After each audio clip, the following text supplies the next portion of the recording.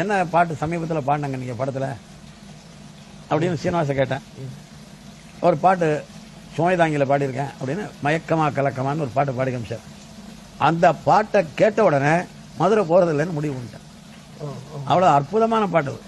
நான் பிற்காலத்தில் கண்ணாசன் சொன்னேன், நான் உமக்கு எதிரியா வந்திருக்கிறேன்னு நினைச்சா அதுக்கு உம பாட்டு தான் காரணம். இந்த மயக்கமா கலக்கமா பாட்டை பிபி சீனிவாஸ் பாடலைன்னா நான் மதுரைக்கே போயிருப்பேன்.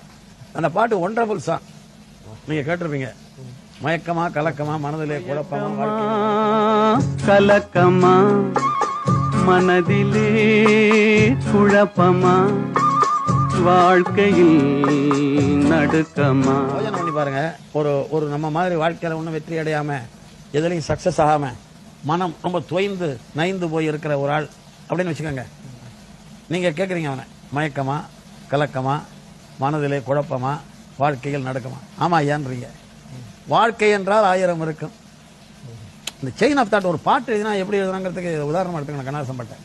மயக்கமா கலக்கமா கொஸ்டின்ஸ் யூ. மயக்கமா கலக்கமா மனதிலே குழப்பமா வாழ்க்கையில் நடக்குமானா நீங்க ஆமாங்கிறீங்க.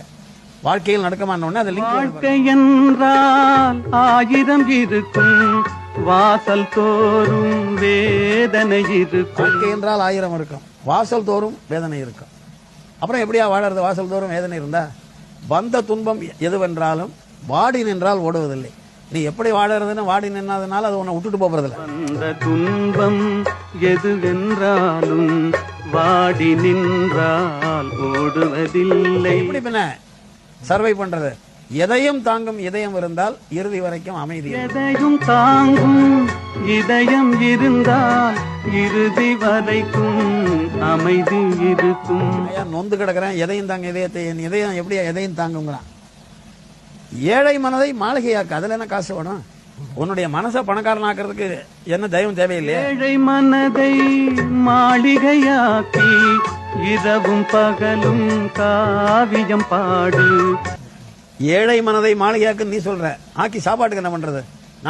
நாளை பொழுதை இறைவனுக்கு அளித்து நீ ஏண்டா அதை உங்க கையில? நாளை பொழுதை இறைவனு கழித்து நடக்கும் வாழ்வில் அமைதியை தேடு. நாளை பொழுதை இறைவனுக்கு கழிச்சு எப்ப பொழுது விடுகிறது, எங்க நிம்மதி தேடுறது?